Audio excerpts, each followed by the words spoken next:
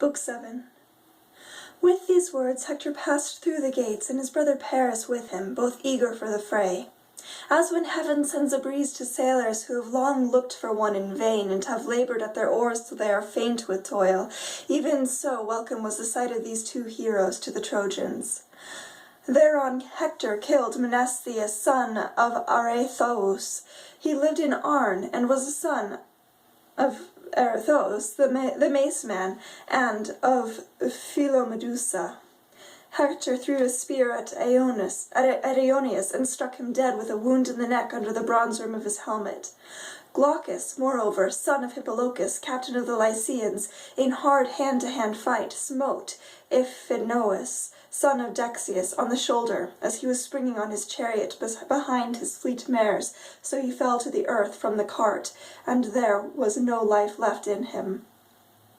When, therefore, Athene saw these men making havoc of the Argives, she darted down to Ilium from the summits of Olympus, and Apollo, who was looking on from Pergamus, went out to meet her, for he wanted the Trojans to be victorious.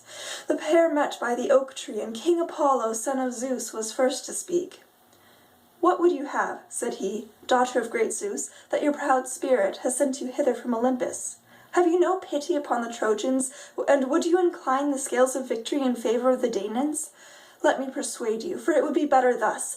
Stay the combat for today, but let them renew the fight hereafter, till they compass the doom of Ilium, since you goddesses have made up your mind to destroy the city." And Athene answered, "So be it, Far Darter.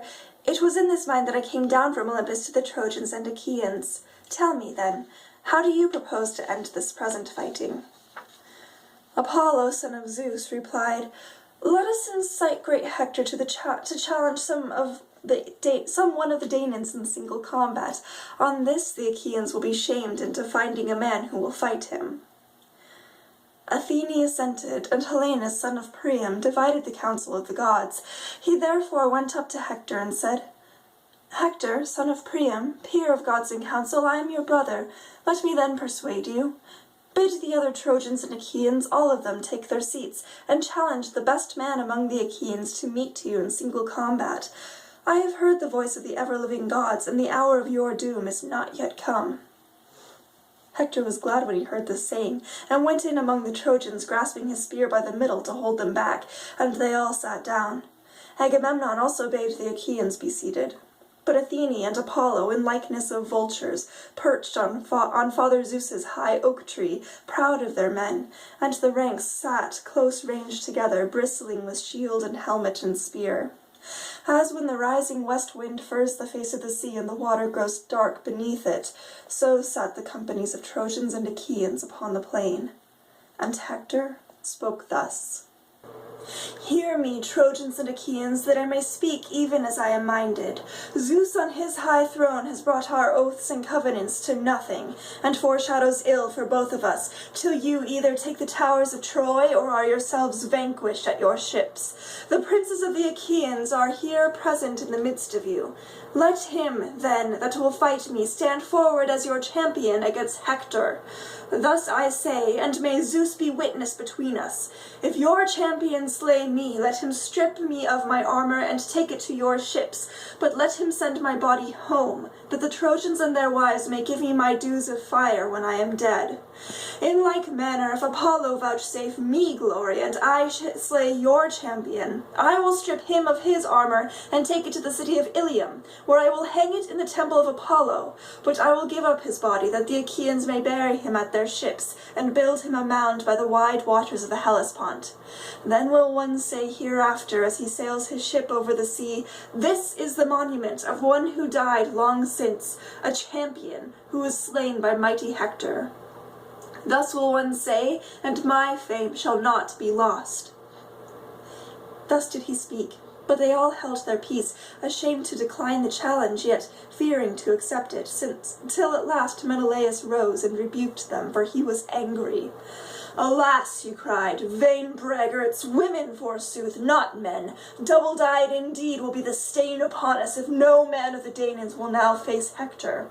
May you be turned, every man of you, into earth and water as you sit spiritless and inglorious in your places. I will myself go out against this man, but the upshot of this fight will be from on high in the hands of the immortal gods." With these words he put on his armor, and then, O Menelaus, your life would have come to an end at the hands of Hector, for he was far the better man, had not the princes of the Achaeans sprung upon you and checked you. King Agamemnon caught him by the right hand and said, "Menelaus, you are mad. This truce is the folly. A truce to this folly.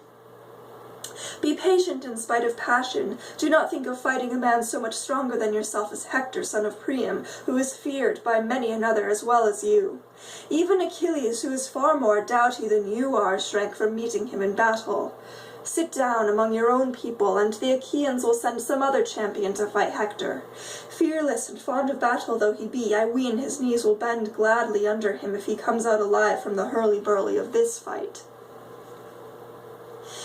With these words of reasonable counsel he persuaded his brother, whereon his squires gladly stripped the armor off his shoulders. Then Nestor rose and spoke. "Of a truth," said he, "the Achaean land is fallen upon evil times.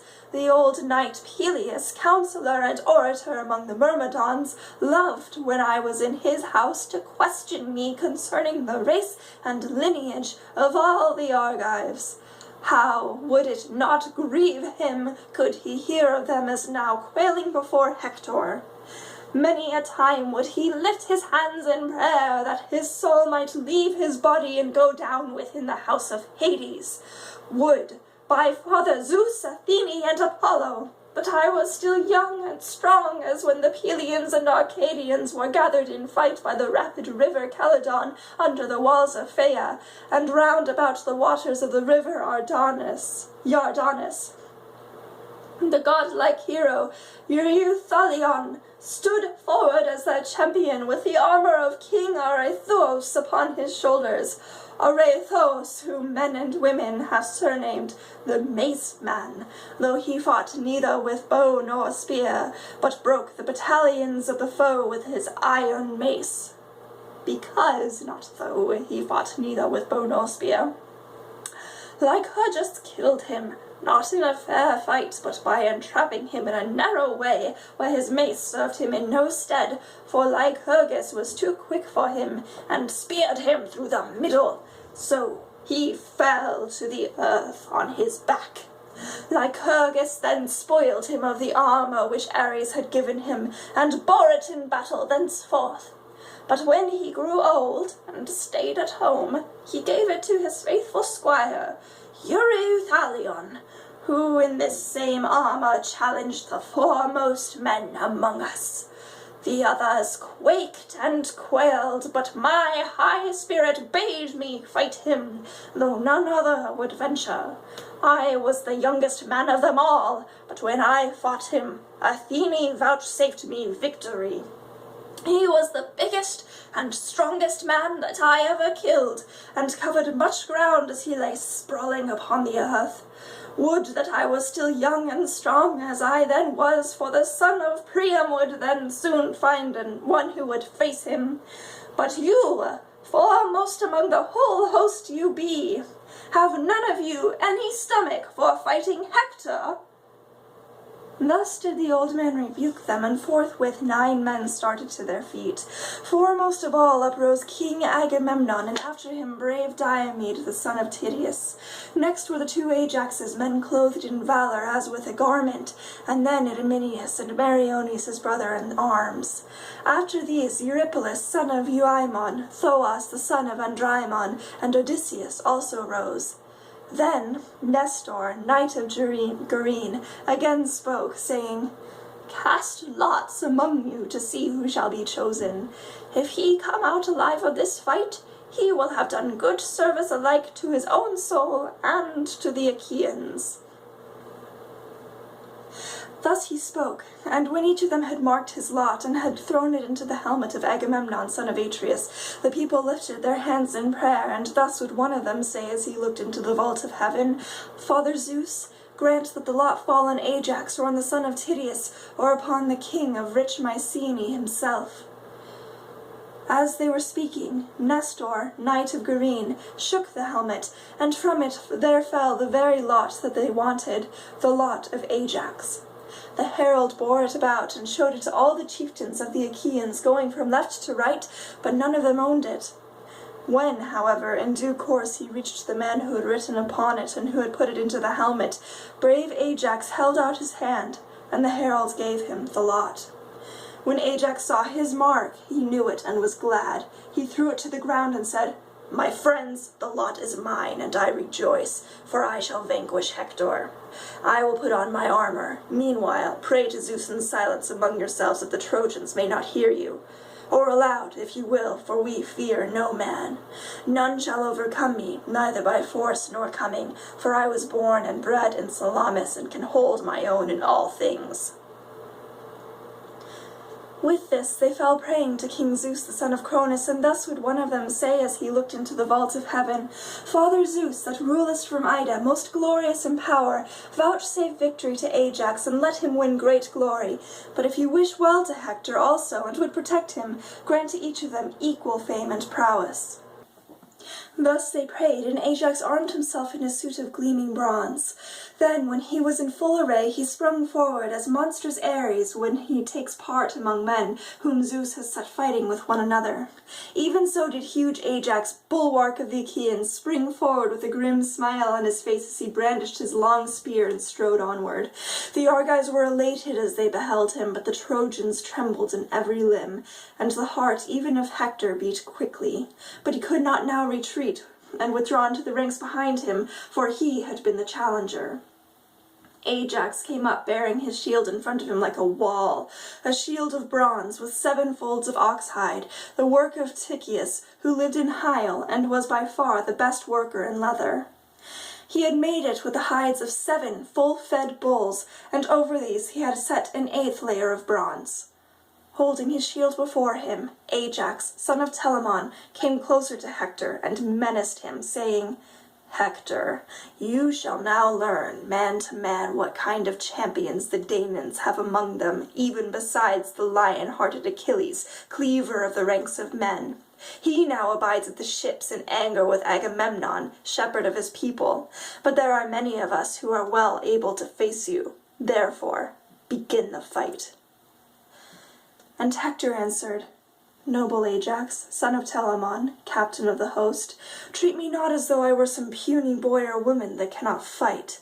I have been long used to the blood and butcheries of battle. I am quick to turn my leathern shield either right or left, for this I deem the main thing in battle. I can charge among the chariots and horsemen, and in hand-to-hand fighting can delight the heart of Ares. Howbeit I would not take such a man as you are off his guard, but I will smite you openly if I can. He poised his spear as he spoke and hurled it from him. It struck the 7-fold shield in its outermost layer, the 8th, which was of bronze, and went through 6 of the layers, but in the 7th hide it stayed. Then Ajax threw in his turn and struck the round shield of the son of Priam. The terrible spear went through his gleaming shield and pressed onward through his cuirass of cunning workmanship. It pierced the shirt against his side, but he swerved and thus saved his life. They then, each of them, drew out the spear from his shield and fell on one another like savage lions or wild boars of great strength and endurance.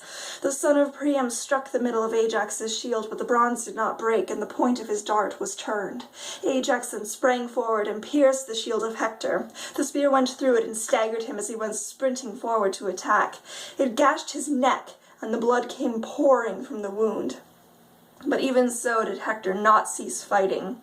He gave ground, and with his brawny hand seized a stone, rugged and huge, that was lying upon the plain. With this he struck the shield of Ajax on the boss that was in its middle, so that the bronze rang again.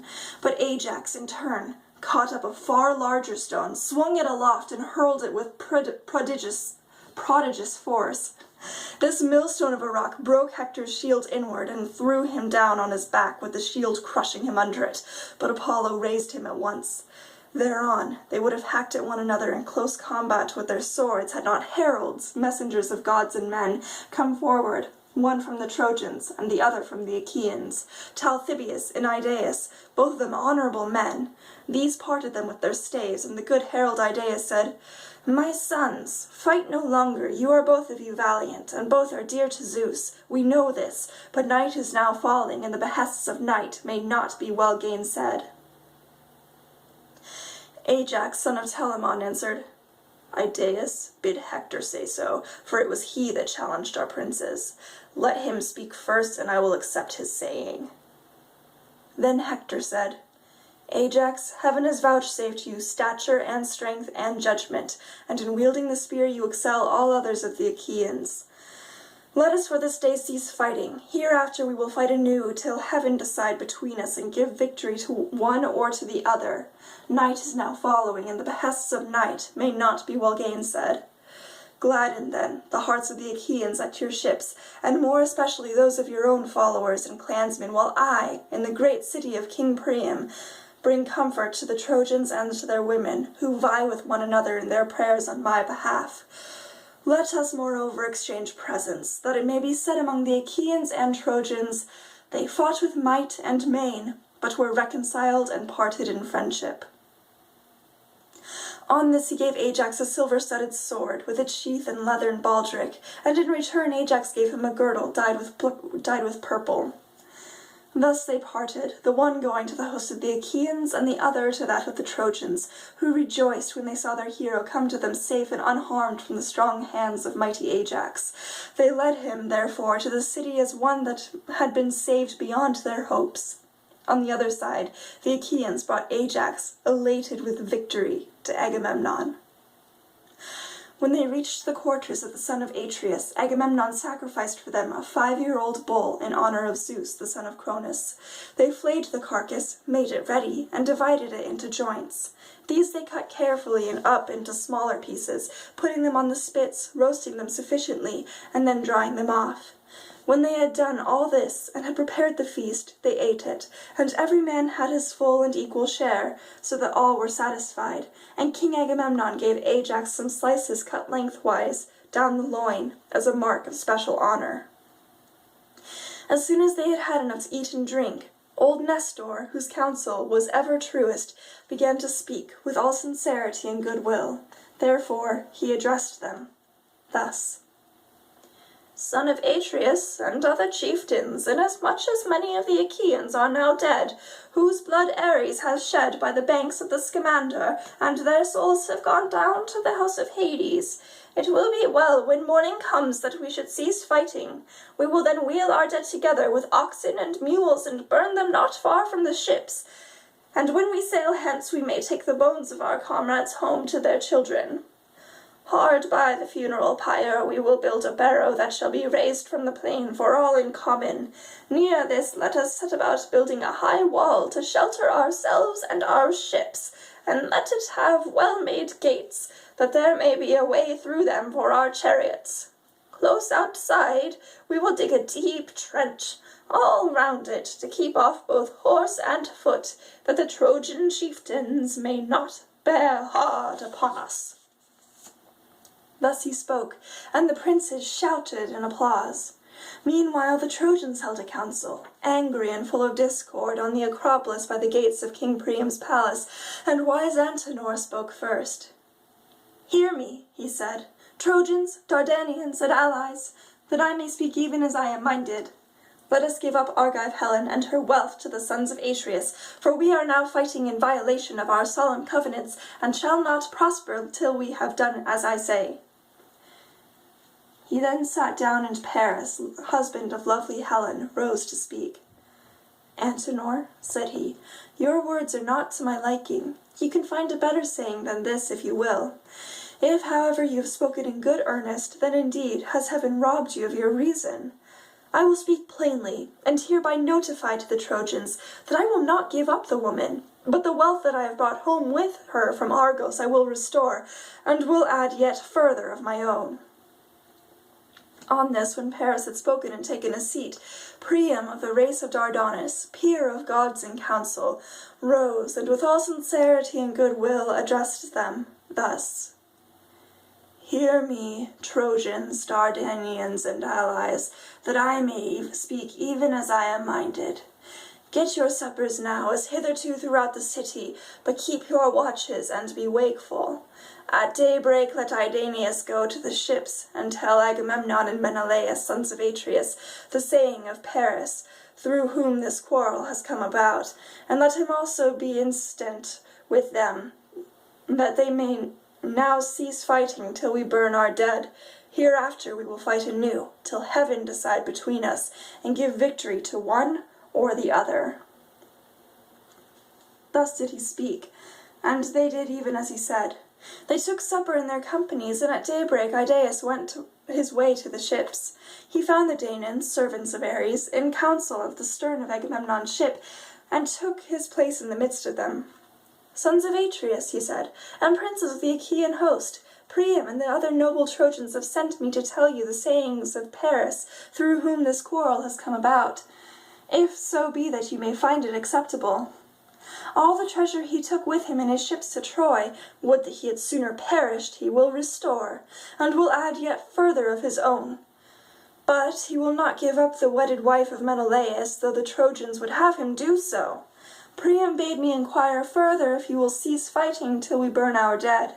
Hereafter we will fight anew till heaven decide between us and give victory to one or to the other."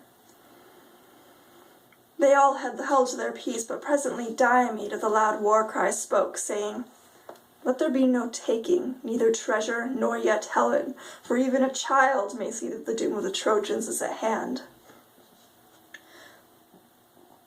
The sons of the Achaeans shouted applause at the words that Diomed had spoken, and thereon King Agamemnon said to Idaeus, "Idaeus, you have heard the answer the Achaeans make you, and I with them.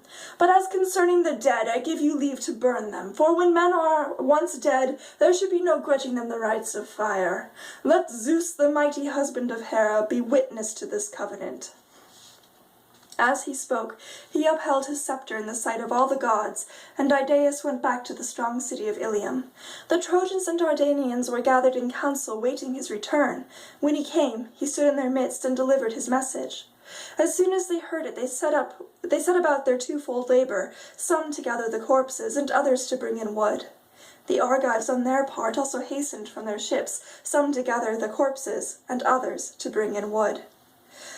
The sun was beginning to beat upon the fields, fresh risen into the vault of heaven from the slow, still currents of deep Oceanus, when the two armies met.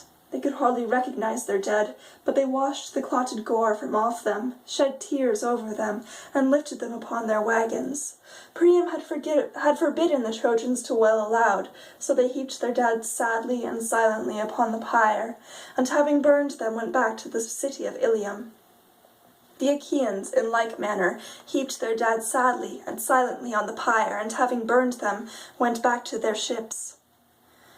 Now in the twilight, when it was not yet dawn, chosen bands of Achaeans were gathered round their pyre, and built one barrow that was raised in common for all, and hard by this they built a high wall to shelter themselves and their ships. They gave it strong gates, so that there might be a way through them for their chariots, and close outside it they dug a trench, deep and wide, and they planted it within with stakes. Thus did the Achaeans toil, and the gods, seated by the side of Zeus, the lord of lightning, marveled at their great work. But Poseidon, lord of the earthquakes, spoke, saying, "Father Zeus, what mortal in the whole world will again take the gods into his counsel? See you not how the Achaeans have built a wall about their ships and driven a trench all round it, without offering hecatombs to the gods? The fame of this wall will reach as far as dawn itself, and men will no longer think anything of the one which Phoebus Apollo and myself built, with so much labor for Laomedon. Zeus was displeased and answered, "What, O shaker of the earth, are you talking about? A god less powerful than yourself might be alarmed at what they are doing, but your fame reaches as far as dawn itself. Surely when the Achaeans have gone home with their ships, you can shatter their wall and fling it into the sea. You can cover the beach with sand again, and the great wall of the Achaeans will then be utterly effaced. Thus did they converse, and by sunset the work of the Achaeans was completed. They then slaughtered oxen at their tents and got their supper. Many ships had come with wine from Lemnos, sent by Eunaeus, the son of Jason, born to him by Hypsipyle. The son of Jason freighted them with 10,000 measures of wine, which he sent specially to the sons of Atreus, Agamemnon, and Menelaus. From this supply the Achaeans brought their wine, some with bronze, some with iron, some with hides, some with whole heifers, and some again with captives. They spread a goodly banquet and feasted the whole night through, as also did the Trojans and their allies in the city. But all the time Zeus boded them ill, and roared with his portentous thunder. Pale fear got hold upon them, and they spilled the wine from their cups onto the ground, nor did any dare drink till he had made offerings to the most mighty son of Cronus. Then they laid themselves down to rest, and enjoyed the boon of sleep. End of Book 7. Quick note, so here we have Poseidon getting pissed off because the Achaeans are building a wall around their encampment to keep out the Trojans. Basically, whenever you undergo a new big venture, like building a wall, for example, you're supposed to, make prayers for its success. And in this, the Achaeans failed, and so Poseidon is angry. That's all. See you guys next time.